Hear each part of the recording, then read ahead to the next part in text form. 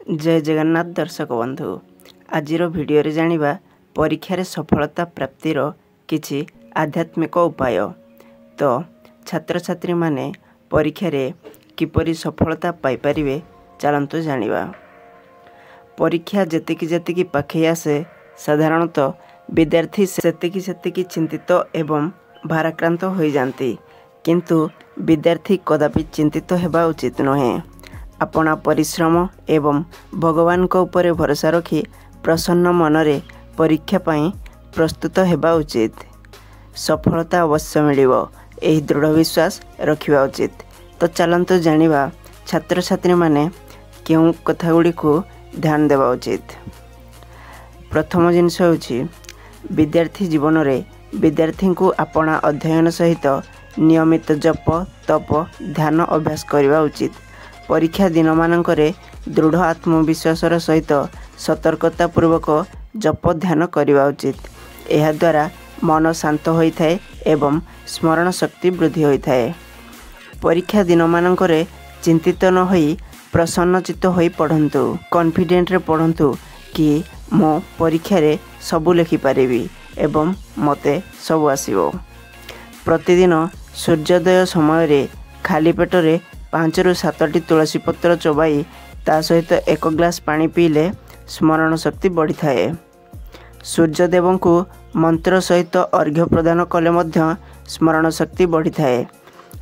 आपण माने सूर्यदेव को अर्घ्य प्रदान करने समय रे ओम सूर्याय नमः मंत्र पाठ करि परिवे। परीक्षा रे प्रश्न पत्रर समाधान करिया पूर्व विद्यार्थी निजर इष्टदेव भगवान बा गुरुदेव को स्मरण करने उचित। सर्वप्रथमे पूरा प्रश्नपत्रटी को एकाग्रचित होई बा कॉन्सेंट्रेट सहकारे पढ़िबा उचित।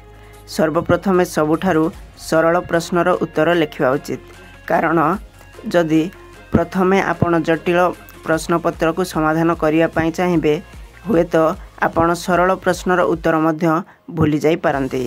तेणु प्रथमे जहाँ आपण को सहज एवं सरल लगुछि ताहार उत्तर लिखा चेष्टा करंतु। प्रश्नोत्तर सुंदर और स्पष्ट अक्षर रे लिखा उचित। यह द्वारा शिक्षक शिक्षयित्रींकर आपणक उपरे भल इम्प्रेशन आसी थाए। जदि कोनोसी प्रश्नर उत्तर आसुन थाए विचलित न होई प्रभु एवं गुरुदेव को प्रार्थना करने सहित से प्रश्नर समाधान करि परिबे बोली दृढ़ विश्वास रखंतु। देखिबे सही प्रश्नर उत्तर आपण निश्चिंत करि परिबे। विलंबित रात्रि पर्यंत पढ़ंतु नाही। सकाळे शीघ्र उठी ध्यान करंतु, तापरे पढ़िले पाठ शीघ्र मन रही थाए। सारस्वत मंत्रर नियमित जप करिया द्वारा स्मरण शक्तिर विकास रे अद्भुत लाभ मिली थाए। सारस्वत मंत्रटी हेउची ओम श्री सरस्वते नमः। भ्रामरी प्राणायाम तथा त्राटक करिया द्वारा मध्य एकाग्रता एवं स्मरण शक्ति बढ़ी थाए। दर्शक बंधु जदि आपण भ्रामरी प्राणायाम एवं त्राटक किपरि करा जाय जानि नाहंती तेबे कमेंट रे जणाइले मो ताहा उपरे नेक्स्ट वीडियो आनिबी। तो यह थिला आजिर वीडियो। आशा करे वीडियोटी भल लागिथिबो। वीडियोटी भल लागिथिले लाइक शेयर करबा सहित आम चैनल को सब्सक्राइब कर देबे। Thanks for watching. जय जगन्नाथ।